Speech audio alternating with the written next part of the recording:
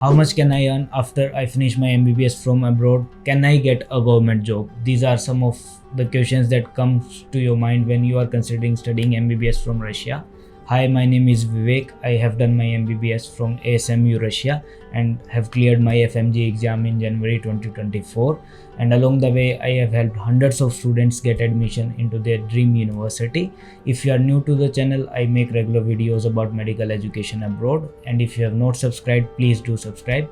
Let's get started with today's video. So सबसे पहले अगर 2024 में आप रशिया या किसी भी फॉरेन कंट्री में कंसिडर कर रहे हो जाने के लिए फॉर योर MBBS एंड आप इंडियन स्टूडेंट हो, तो you need to know this. अगर इंडिया में आपको वापस आना है, इंडिया में प्रैक्टिस करना है, you need to clear the next exam NEXT national exit test, जो कि अभी तक FMG एग्जाम होता था, फॉरेन मेडिकल ग्रेजुएट एग्जामिनेशन, जो कि मैंने भी दिया था। Once you clear this exam, तो after that you can work in government as well as private sector. उस चीज़ पे कोई भी लिमिटेशन नहीं है। ये काफ़ी कॉमन क्वेश्चन रहता है एंड काफ़ी मिसकंसेप्शन भी है इस चीज़ को लेके कि आप अगर बाहर से, रशिया से, इन कंट्रीज से करके आते हो तो आप गवर्नमेंट जॉब नहीं कर सकते इंडिया में। That is not true. आपको गवर्नमेंट जॉब भी मिल सकती है। You just have to give the relevant exams even after clearing the your licensing exam basically. तो वो हर स्टेट का अपना अपना एग्जाम होता है, कुछ जगह एग्जाम्स के बिना भी होते हैं। So after clearing your licensing exam, just after MBBS, जो सैलरी होती है it depends from state to state and from private to government sector. तो सबसे पहले मैं बताता हूँ प्राइवेट सेक्टर में क्या रहता है। तो बेसिकली प्राइवेट सेक्टर के अंदर जनरली जो सैलरी मिलेगी आपको जस्ट आफ्टर MBBS, वो रहेगी ऑन एंड एवरेज 65 to 85,000 के बीच में। सभी स्टेट्स का बता रहा हूँ मैं। This is like a range. तो कुछ कुछ स्टेट्स के अंदर, कुछ कुछ सिटीज़ के अंदर ये हो सकता है आपको इससे थोड़ा सा कम भी मिल जाए, और हो सकता है कुछ जगहों पे आपको इससे ज़्यादा भी मिल जाए। It totally varies from like city to city and sometimes from hospital to hospital also. इसके बाद अगर हम गवर्नमेंट जॉब की बात करें तो उसमें आपके पास 2 डिफरेंट ऑप्शंस आ जाते हैं बेसिकली। तो एक आपकी परमानेंट गवर्नमेंट जॉब होती है, एक आपकी कॉन्ट्रेक्चुअल बेसिस पे जॉब होती है, जो कि आप गवर्नमेंट हॉस्पिटल्स में काम करते हो।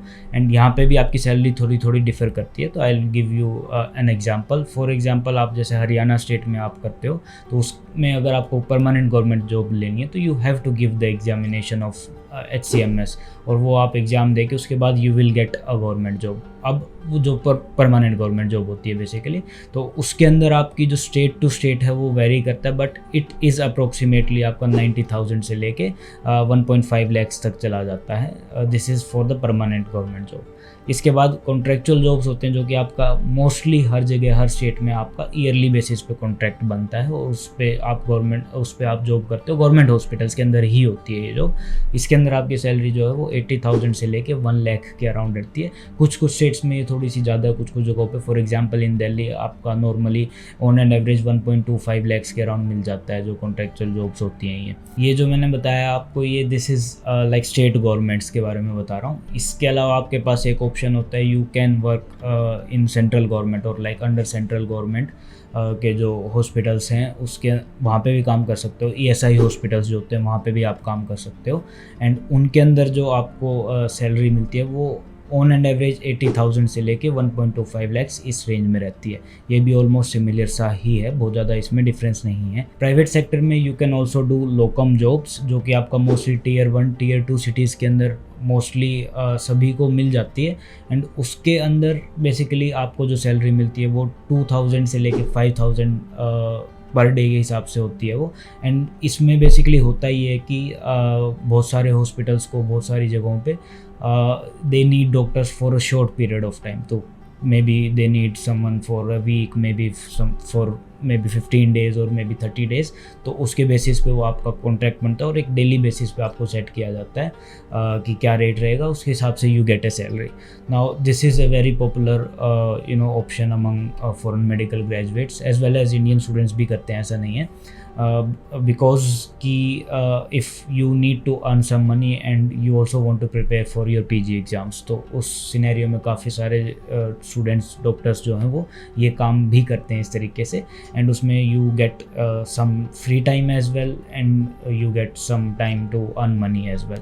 तो ये भी एक काफ़ी पॉपुलर ऑप्शन है। एंड ऑफ कोर्स PG के बाद आपकी salary it increases slightly and I will tell you about that as well. But before that, if you are someone who is considering studying MBBS from Russia और some foreign country in 2024 and if you are confuse कि कौन सी university select करनी है, क्या fees structures हैं, क्या admission process रहेगा, तो you can always get in touch with me and my team. All the contact details are in the description box. So moving on to PG. PG के बाद आपको कितनी सैलरी मिलेगी? First of all, अगर आप PG एक government hospital से या गवर्नमेंट कॉलेज से आप फिनिश करते हो तो आपको ऑलरेडी स्टाइपेंड मिलने लग जाता है. एंड जो स्टाइपेंड होता है वो 38,000 से लेकर 90,000 तक की रेंज में जाता है, depending on which state you are doing it from. And ये भी आपका first year, second year, third year में थोड़ा थोड़ा हर साल इंक्रीज होता है. After you have finished your PG, तो उसके बाद once you have done with your specialization basically, तो आपका जो एक सैलरी रहती है वो ऑन एंड एवरेज 1.5 लाख से लेके 2 लाख तक रहती है. This is like monthly salary. Of course I hope इसमें किसी को कन्फ्यूजन नहीं होगी. तो ये डिपेंड करता है अगेन कि आपकी पर्सनल स्किल्स क्या हैं, आपको कितना एक्सपीरियंस है. And once you are done with your PG, you can always gain some experience and you can start your own private practice or private clinic. And after that तो फिर we all know कि sky is the limit है. But yes, अपना खुद का clinic चलाना, अपना एक खुद का सेटअप रन करना, it is not easy thing. For that you need other skills other than just medical knowledge. तो you have to keep that in mind. And उस चीज़ में टाइम भी लगता है बहुत ज़्यादा. तो इंक्लूडिंग योर MBBS अगर PG और सारी चीज़ें मिला के हम बात करें तो it will take you around 12 to 15 years you can say typically इतना लग जाता है to start a successful clinic basically on your own. So yes, overall you can earn a decent enough salary just after your MBBS as well, and of course after PG तो वो चीज़ें और increase ही होती हैं with experience as compared to a lot of other courses.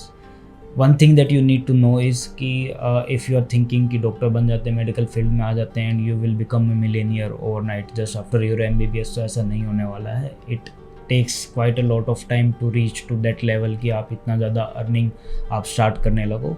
So you need to know this, but nevertheless we all know कि जो ये profession है how respected it is, and we all know कि जो job security है वो it is uncomparable to anything else in the entire world, because we all know doctors की जो रिक्वायरमेंट, डॉक्टर्स की जो नीड है वो हमेशा रहेगी no matter what happens. So I hope you got a good idea about different options कि कहाँ पे कितनी सैलरी ऑन एंड एवरेज आज के टाइम पे है 2024 में. If you found this video useful, don't forget to subscribe and hit that like button and also turn on your notifications. That's it for today. See you guys in the next one.